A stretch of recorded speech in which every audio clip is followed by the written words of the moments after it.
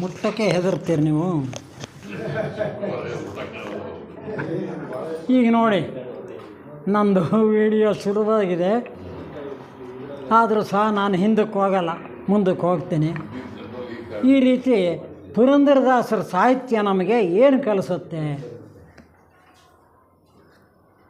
ಏನಪ್ಪ ಎಂಥ ಆನಂದಮಯವಾಗಿರೋಂಥ ಹಾಡುಗಳು. ಅವ್ರು ಯಾರೋ ಹಾಡಿದ್ರು, ರಾಮ ರಾಮ ನಮ್ಮ ಹೊತ್ತಿಗೆ ಹಾಡಿದರು. ಎಂಥ ಒಂದು ವಿಚಾರಧಾರೆ ಅದರಲ್ಲಿ ತುಂಬಿದೆ. ಪ್ರತಿಯೊಂದು ಅಷ್ಟೇ. ಅದೇ ರೀತಿ ನಮ್ಮ ರಮೇಶ್ ಸಿಂಗ್ ಹಾಡ್ತಾರೆ, ಏಸು ಕಾಯಂಗಳ ಕಳೆದು 84 ಲಕ್ಷ ಜೀವ, ರಾಶಿಗಳ ದಾಟಿ ಬಂದ ಈ ಶರೀರ. ಈ ಶರೀರ ಶಾಶ್ವತವಲ್ಲ ಅಂತ ನಮ್ಮ ಮೇಷ್ಟ್ರು ಹೇಳಿದ್ರಲ್ಲ, ಅದನ್ನು ಇನ್ನೊಂದು ಸರಿ ಜ್ಞಾಪಿಸ್ತಾ ಇದ್ದೀನಿ ನಿಮಗೆ. ನಾನು ಜ್ಞಾಪಿಸ್ಕೊಳ್ತಾ ಇದ್ದೀನಿ.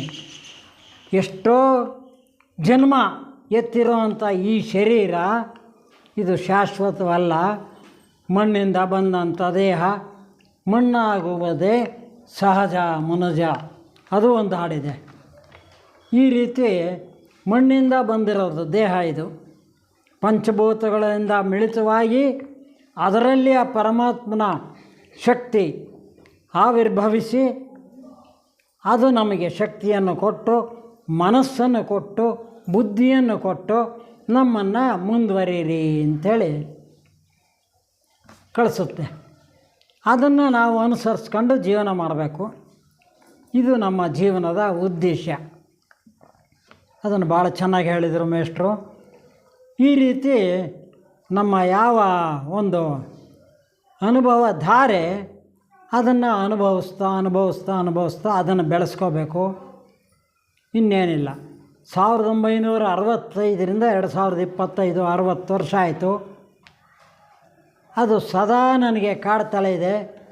ನಾನು ವ್ಯಾಪಾರವೋ ವಹಿವಾಟೋ ಮತ್ತೊಂದು ನನಗದು ಯಾವುದೂ ಮನಸ್ಸಿಗೆ ಲೆಕ್ಕವೇ ಇಲ್ಲ. ಅದು ಕರ್ತವ್ಯ ಮಾಡಬೇಕು, ಸಂಸಾರ ಸಾಗಬೇಕು, ಹೆಂಡತಿ ಮಕ್ಕಳು ಇರ್ತಾರೆ, ಅವ್ರಿಗೋಸ್ಕರ ಅದು ನಡೀಲೇಬೇಕು. ಅದು ನಡ್ಕೊಂಡು ಹೋಗುತ್ತೆ ಅದರ ಪಾಡ್ಗದು.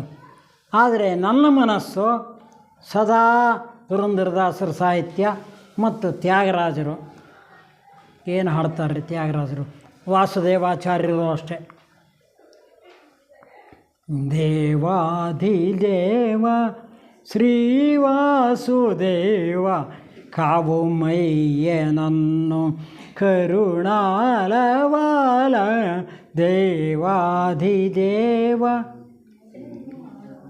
ಹೇ ಪರಮಾತ್ಮ, ನನ್ನನ್ನು ಕಾಯಪ್ಪ ನೀನು ಅಂಥೇಳಿ, ಹೇ ಕರುಣಾಮಯಿ ನೀನು ಅಂಥೇಳಿ ತೆಲುಗು ಸಾಹಿತ್ಯ, ಅದಕ್ಕೋಸ್ಕರ ಕನ್ನಡದಲ್ಲಿ ಹೇಳ್ತಾ ಇದ್ದೇನೆ. ಈ ವೇಳೆನ 6 ಶತ್ರುಲೇನು ನೀವೇ ಪಾರದ್ರೋಲಿ ನನ್ನು ಧನ್ಯು ಜಯಿಸಿ. ಈ ವೇಳೆ ನನ್ನ ಮನಸ್ಸು ಅನ್ನೋದು ಆ ಹರಿಷಡ್ವರ್ಗಗಳಿಂದ ಆವೃತವಾಗಿದೆ. ಹರಿಷಡ್ವರ್ಗಗಳು ಅಂದರೆ ಕಾಮ, ಕ್ರೋಧ, ಲೋಭ, ಮೋಹ, ಮದ, ಮಾತ್ಸರ್ಯ.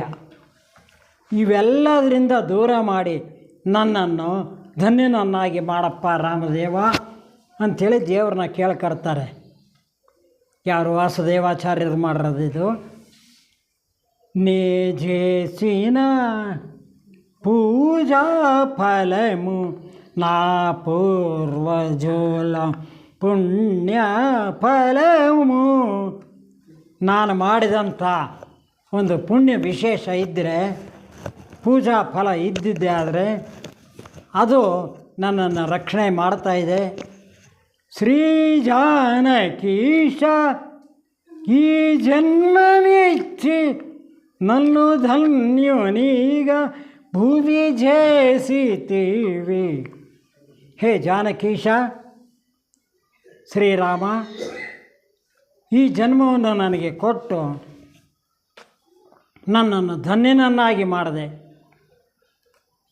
ಈ ಒಂದು ಜನ್ಮ ಇಲ್ಲದಿದ್ದರೆ ನಾಯಿಯೋ ನರಿಯಾಗಿ ಹುಟ್ಟಿದ್ರೆ ನಾವು ಆ ಪರಮಾತ್ಮನನ್ನು ಜ್ಞಾಪಿಸ್ಕೊಳ್ಳೋದಕ್ಕೆ ಸಾಧ್ಯ ಇಲ್ಲ. ಮನುಷ್ಯನನ್ನಾಗಿ ಹುಟ್ಟಿ ಮುಂದೆ ನೀನು ದೇವರನ್ನು ಜ್ಞಾಪಿಸ್ಕೊಳ್ತಾ ಸ್ಮರಣೆ ಮಾಡುತ್ತಾ ಮುಂದುವರಿ ಅಂಥೇಳಿ ನಮಗೆ ದೇವರು ಕೊಟ್ಟಿರುವಂಥ ಒಂದು ಅದ್ಭುತವಾದಂಥ ಒಂದು ಜನ್ಮ, ಮಾನವ ಜನ್ಮ. ಇಂಥ ಜನ್ಮದಲ್ಲಿ ನಾವು ಪುಣ್ಯ ವಿಶೇಷ ಹೊಂದಿದಂಥ ಪುರಂದರದಾಸರು, ತ್ಯಾಗರಾಜರು ಇವರ ಒಂದು ಅನುಭವವನ್ನು ಪಡೀತಾ ನಾವು ಅವರು ಬೇಕಾದಷ್ಟು ಸಾಹಿತ್ಯ ರಚನೆ ಮಾಡಿದರು, ಹಾಡಿದರು. ತುಂಬ ಚೆನ್ನಾಗಿದೆ. ಹಾಡಿ ಹಾಡಿ ಹಾಡಿ ಅವರು ಶ್ರೀರಾಮನ ಧ್ಯಾನದಲ್ಲೇ ಮುಳುಗಿ ಹೋದರು ತಪಸ್ವಿಗಳು. ಯಾರು? ತ್ಯಾಗರಾಜರು. ಅವ್ರಿಗೆ ಹಾಡೋದು ಬಿಟ್ಟು ಮತ್ತೇನೂ ಬೇಕಿರಲಿಲ್ಲ. ಅಂಥ ತ್ಯಾಗರಾಜರು ಮುಂದೆ ತಿರುವಯ್ಯಾರಿನಲ್ಲಿ ಇದ್ದು ಅಲ್ಲೇ ಅವರು ಐಕ್ಯವಾದರು ಅಂತ. ಐಕ್ಯ ಅಂದರೆ ಅವರ ಒಂದು ಜೀವನ ಸಮಾಪ್ತಿ ಮುಗಿಸಿದ್ರಲ್ಲಿ. ಈಗ ಪುರಂದರದಾಸರು ಅವ್ರ ಕೆಲಸ ಏನು? ಅವ್ರಿಗೆ ಗುರುಗಳಾಗಿದ್ದವರು ವ್ಯಾಸ ತೀರ್ಥರು. ಅವರು ಹೇಳಿದರು, ನೋಡಪ್ಪ, ನೀನು ಮಾತ್ರ ಜ್ಞಾನಿಯಾದರೆ ಸಾಲದು, ಇಡೀ ಸಮಾಜವನ್ನು ಸುಂದರಗೊಳಿಸಬೇಕು.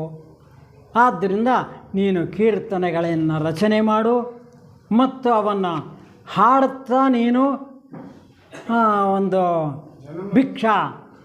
ಭಿಕ್ಷಾಟನೆ ಮಾಡು ಮತ್ತು ಆ ಭಿಕ್ಷಾಟನದಿಂದಲೇ ನಿನ್ನ ಜೀವನ ನಡೆಯಲಿ, ಚಿಂತೆ ಇಲ್ಲ.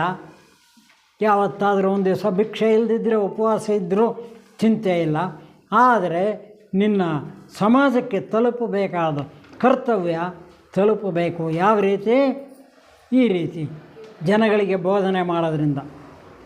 ಅವತ್ತು ಯಾರು ಪುರಂದರದಾಸರ ಹಾಡುಗಳು ಕೇಳ್ಕೊಂಡು ಜೋಲಿ ತೂಗ್ತಾ ತಾಯಂದರು ಮಕ್ಕಳಿಗೆ ಬೋಧನೆ ಮಾಡಿದ್ದು ಇವತ್ತಿನ ತನಕ ಮುಂದುವರೆದು ಬಂದು ಈಗಲೂ ಸಹ ಆ ಜ್ಞಾನ ಮಾರ್ಗದಲ್ಲಿ ಇದ್ದೀವಿ. ಪುರಂದರದಾಸರ ಸಾಹಿತ್ಯ ನಮ್ಮನ್ನು ಜ್ಞಾನ ಮಾರ್ಗಕ್ಕೆ ಒಯ್ಯುತ್ತೆ. ಇಂಥ ಒಂದು ಅದ್ಭುತವಾದಂಥ ಒಂದು ಕಾರ್ಯಕ್ರಮ ನನ್ನ ಕೈಲಿ ಅಷ್ಟು ಚೆನ್ನಾಗಿ ಅದ್ಭುತವಾಗಿ ಮಾಡೋದಕ್ಕೆ ಆಗಲ್ಲ. ನನ್ನ ಶಕ್ತಿ ಇದ್ದಷ್ಟು ನಾನು ಮಾಡ್ತಾಯಿದ್ದೀನಿ. ನಮ್ಮ ಜಾನಪದ ಕಲಾ ಸಂಘನೂ ಸಹ ಮುಂದೆ ಬೆಳೆಸಬೇಕು ಅನ್ನೋ ಒಂದು ಉದ್ದೇಶ ಇಟ್ಕೊಂಡಿದೆ. ಅದನ್ನು ಬೆಳೆಸಬೇಕು ಮತ್ತು ಅದಕ್ಕೋಸ್ಕರ ಒಂದು ಟ್ರಸ್ಟ್ ಮಾಡಬೇಕು ಅಂತ ಇದ್ದೀನಿ.